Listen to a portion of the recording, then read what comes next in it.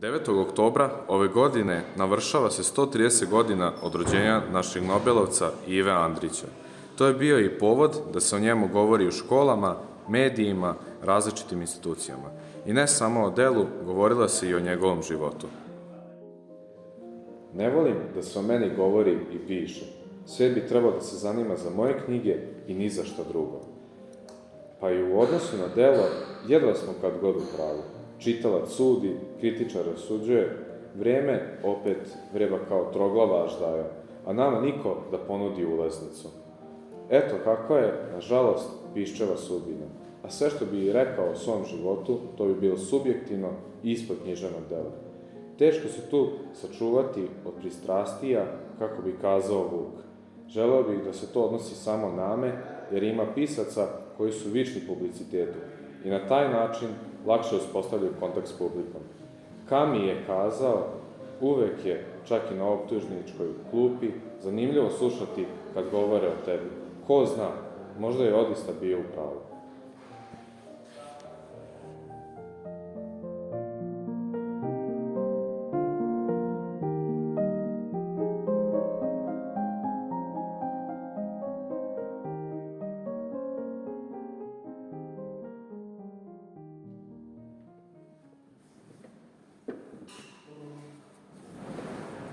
Prema ovome što si pročitao, čini mi se da se Andriću to baš i ne bi dopalo. On je želeo da njegovo delo bude ispred njega samog i da ono bude jedini razlog za tumačenje i govor. I pored toga, Andrić je pisac o kome se mnogo govorilo i pisalo. I dan danas su čitaoci zainteresovani za njegovu biografiju. Ne možemo odvojiti pisca od dela, jer on kroz njega govori, kroz njega diše i kroz njega još uvek živi.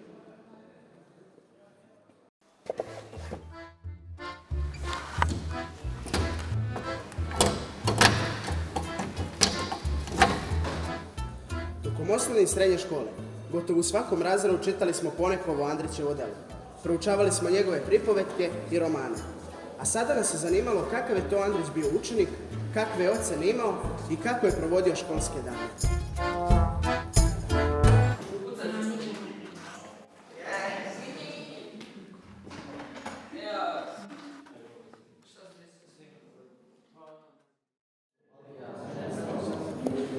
Hej ljudi, da li su uradili domaći srpsko?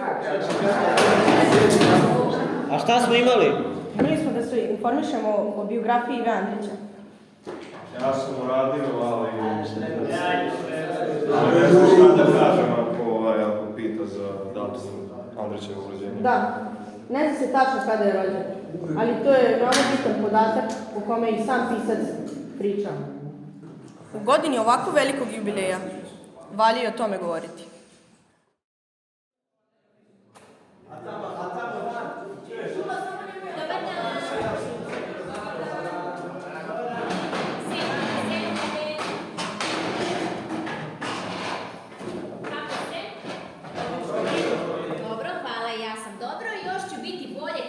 Kako ste pripremili Andrićevu biografiju? Jeste spremni? Da.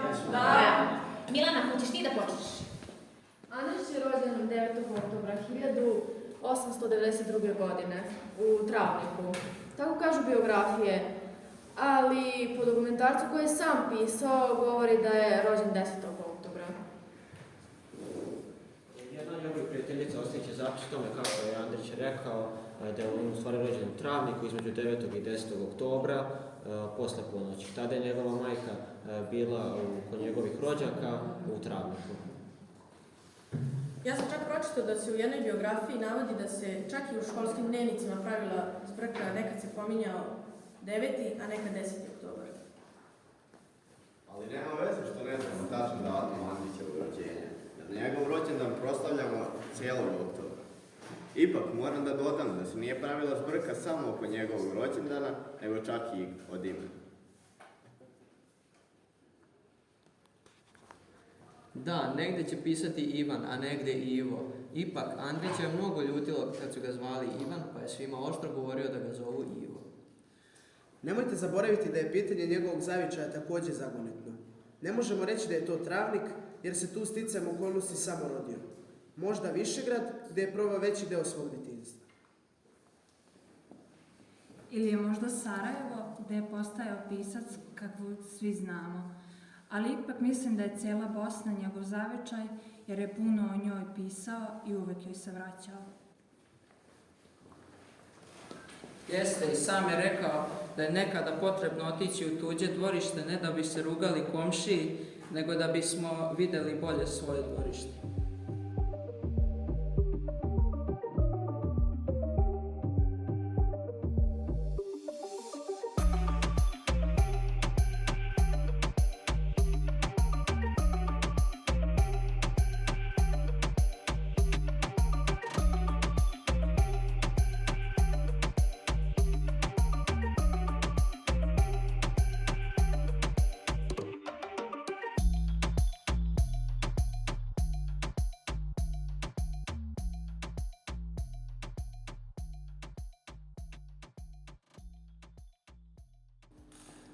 Andrić je zaista mnogo putovao i u tim svojim putovanjima družio se sa najčuvenijim ljudima svoga doba, posmatrao ljude i njihove kulture. Ovaj deo Andrićevog života baš me podsjeća na Dositeja. Dositej je mnogo putovao i iz raznih kultura je donosio sve najbolje kako bi unapredio život svojih sunarodnika. Ova dva velikana imaju baš sličnu biografiju. Jeste, i Andrić je kao Dositej bio radoznao i jednostavan. Uvijek je želeo da se ponaša kao što je njegova majka govorila. Ali ipak nije imao prilike da mnogo vremena provede sa majkom Katarinom. Rano ostavši bez muža, u teškom siromaštvu, nije imala izbora nego da ga preda tetki Ani i njenom mužu Ivanu u Višegrad. Tu počinje njegova fascinacija mostovima, mitovima, legendama i istorijom Bosne. Kakav je Andrić bio kao dečak?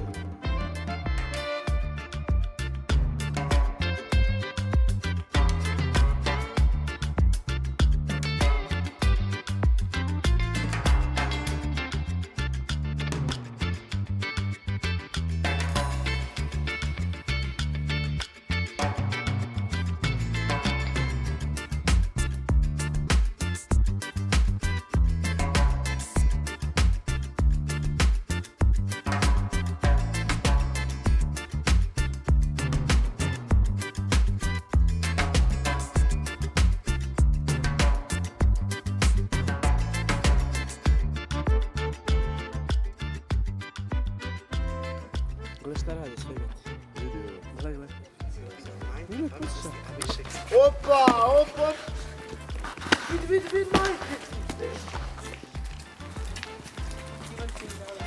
Jel vi znate da je tako Andrić, baš kao i vi, preskakao trule kobile sa svojim drugarima u detinjstvu? Andrić je, čini se, imao bezbrižno detinjstvo. Iako je uvijek za sebe govorio da je bio usamljen, volao je to svoje vrijeme jer je tada mogao da čita knjige. Pa ovo je za usporedbu kao jedan književnik koji je imao slično detinjstvo kao Ivo Andrić. A znate možda ko je to bio? Sveti Sava. Baš tako. Samo što Andrić nije bežao od dečjih igara. Andrić je isto kao i vi preskakao trule kobile sa drugarima. Čak su organizovali i predstave gdje je i sam učestvovao. Onda su čak i pecali, jurili su golubove. Sve se to dešavalo kod Drine, na mostu. Da, Andrićeva tetka se jako plašila da Andrić ne upadne u Drinu. Zato je dečak svakoga dana imao pratnju do škole i nazad. Ali nisu mogli svakog trenutka da motre na dečaka, jer čim bi došao veliki odmor, dečak bi se s drugarima sjurio do Ćuprije kako bi kupio bombone i šećerleme. Često ih i policija terala s mosta. Ovo je podsjeća na nas dvoje kad zvoni za veliki odmor, mi se sjurimo po dobro parče pice. Između mene i Andrića onda ima više sličnosti. Ne samo da jurim u grad na velikom odmoru, nego ne mogu da se naspavam kao čovjek tokom škole. Čitalo sam da je Andrić u jesen i zimu bio veoma slabog zdravlja i da je bilo jako teško probuditi ga. Spavao je oko 10 ili 11 sati na dan i jedino kako su ga mogli probuditi je bilo tako što su ga polili sa vodom. A tako i mene budi. Samo se vi šalite, zvonilo je pre 10 minuta, morat ćemo da smislimo neki dobar izgovor za matematičar. Ne brini se, imam ja dobru priču.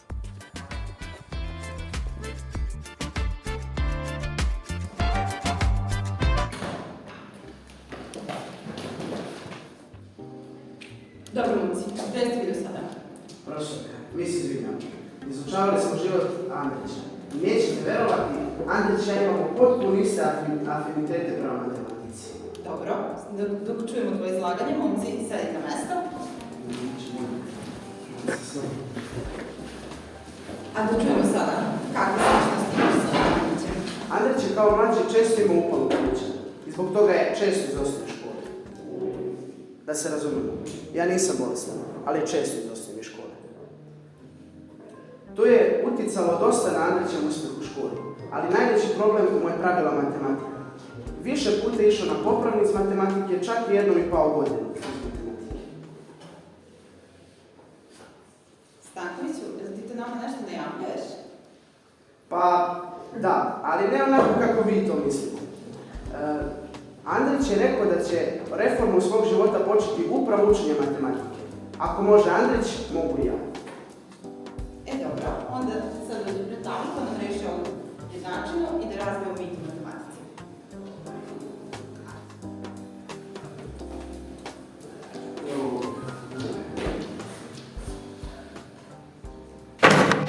Ja mislim da mora da se zna da je Andrić tada sedeo u magarećoj klupi sa likom koji je također ponavljao 6 inače zbog matematike. E pa, napravimo mesta za našeg Stankovića.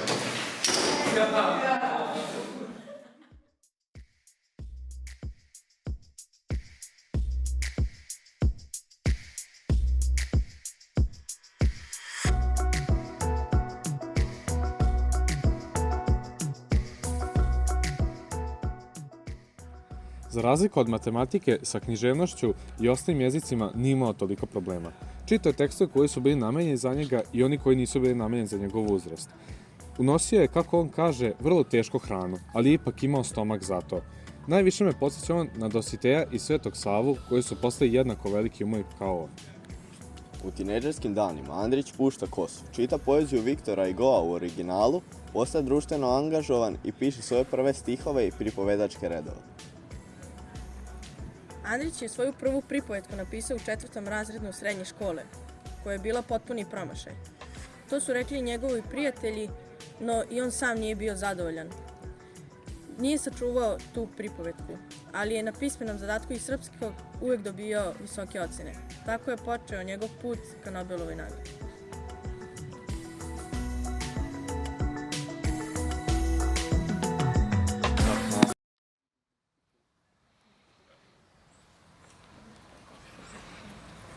Svoje idole tražio je među piscima svoga doba. Često je i sa prijateljima išao ispred hotela Evropa da gleda Petra Kočića kako pije kafu. U to vreme smatrali su ga božanstvom. Tada je već počeo da nosi svesku sa sobom u kojoj zapisuje svoje misli, koje će kasnije da upotrebi u svojim budućim delima. Većinu tih rečenica sada čitamo u lektirama. Evo kad smo kod lektire, rešili smo s Andrićeve biografije. Još samo da pročitamo Most na žepi i da rešimo to. Ma nema tu puno. Idemo na Didevere. Zajedno ćemo to završiti za čas.